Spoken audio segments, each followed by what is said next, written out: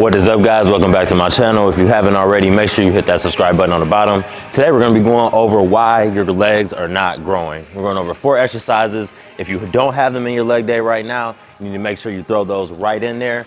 Let's go over it.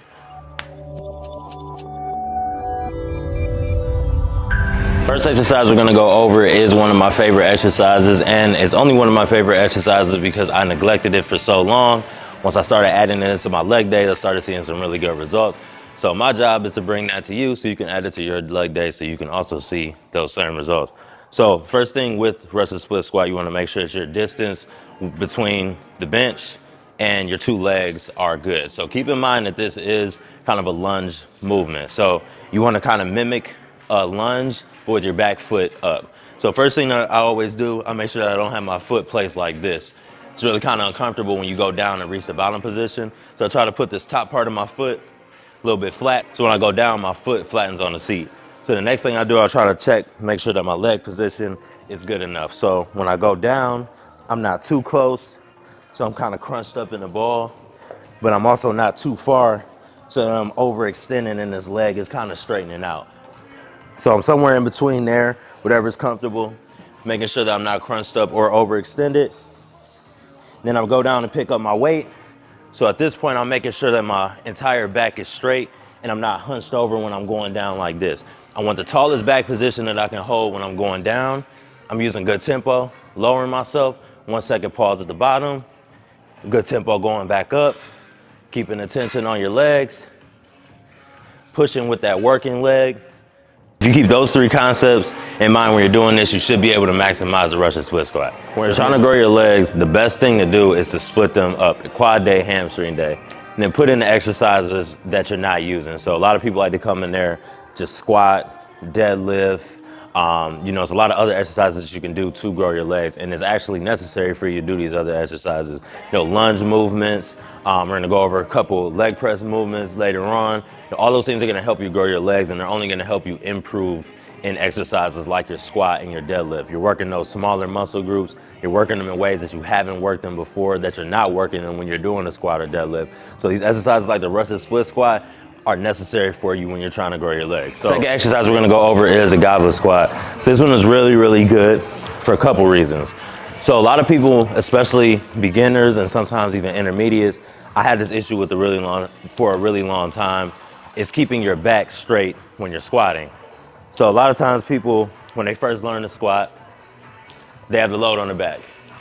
And the first thing they do when they come down, they bend their back and then they try to bend their knees. So by the time they're at the bottom, their back is always here. So what the goblet squat is gonna help you do, it's gonna put that load in the front for you. It's gonna place it right by your chest. It's gonna help you sit back in the position.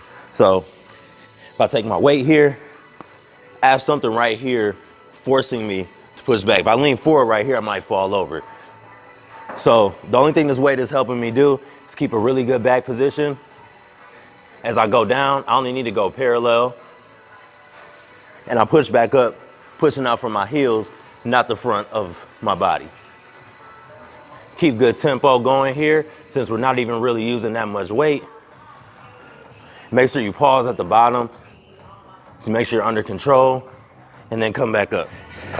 A lot of exercises we're going over today are really good additions to your leg day, but they're also variations of a barbell squat, which is, exercise everybody loves to do on their leg day. So split squat, you're kind of pushing from front of your quad.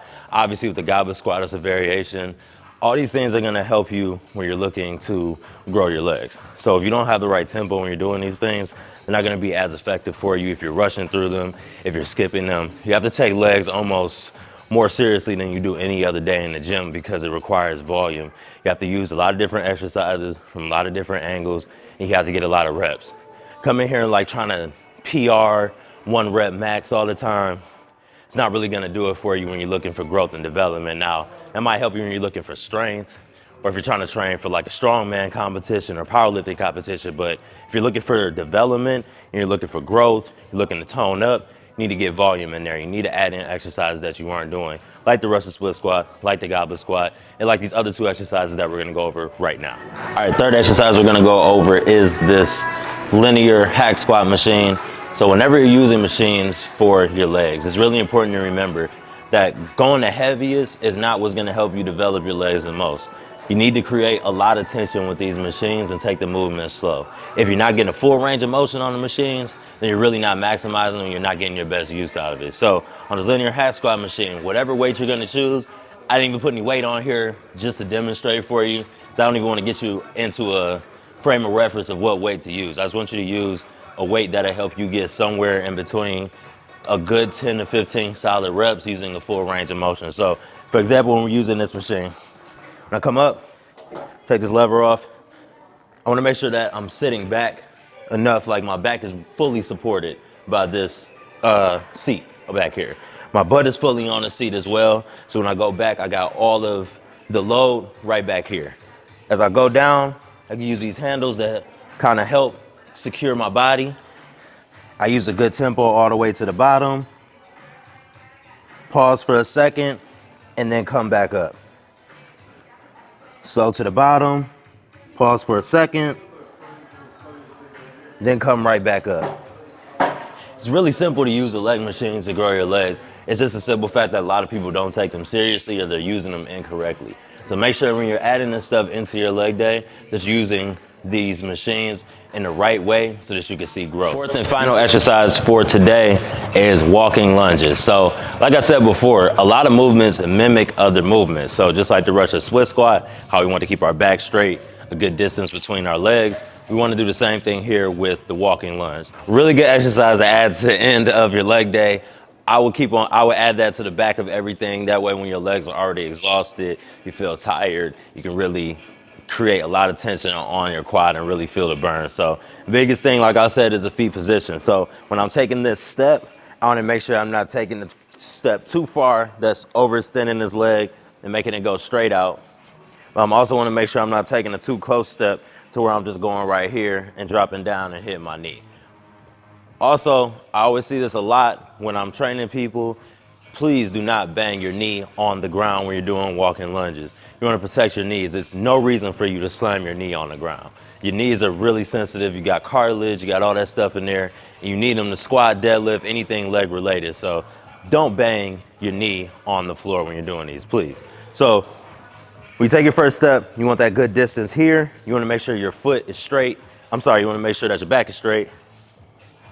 And I'm up and down, I'm not leaning forward. So when I push, I can pull this other leg over and go on to the next step. So if you're having trouble with your feet positioning, you can always start at the bottom here and feel where your back should be at. So right now, I feel if my feet are at a closer position, I can feel that I'm uncomfortable. If I'm too far back, I can feel that I'm not in the right position. My shoulder is literally in between my legs.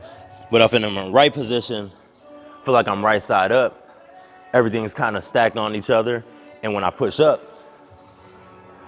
I can carry. So if you're having trouble with your feet position, you feel like you're too far, you're too close, get yourself together like that first, and then you can go on with the walking lunge. So let's close out with the set for you so I can hit a couple reps. I normally do it on the track in my gym. This gym doesn't have a track, but we're gonna hit a couple reps before we get out of here. Feet together, we go on to the next one. I'm slowly moving down, slowly moving back up, carrying my leg over, trying to create a good rhythm while having a good tempo. One foot in front of the other, back up,